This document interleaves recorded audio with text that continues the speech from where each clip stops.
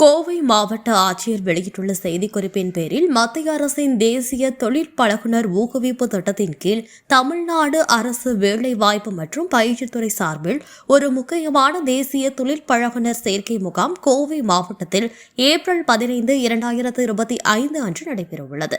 கோவை அரசினர் தொழிற்பயிற்சி நிலையத்தில் காலை 9 மணி முதல் மாலை 5 மணி வரை நடைபெறும் இந்த முகாமில் மத்திய மற்றும் மாநில அரசு நிறுவனங்கள், பொதுத்துறை நிறுவனங்கள், மேலும் கோவை மாவட்டத்தில் உள்ள தனியார் துறை நிறுவனங்களும் பங்கேற்று தகுதியான இளைஞர்களை நேர்காணல் மூலம் தேர்வு செய்ய உள்ளனர். முகாமில் தேர்வு செய்யப்படுபவர்களுக்கு மத்திய அரசின் தேசிய தொழிற்பழகுனர் சான்றிதழ் வழங்கப்படும்.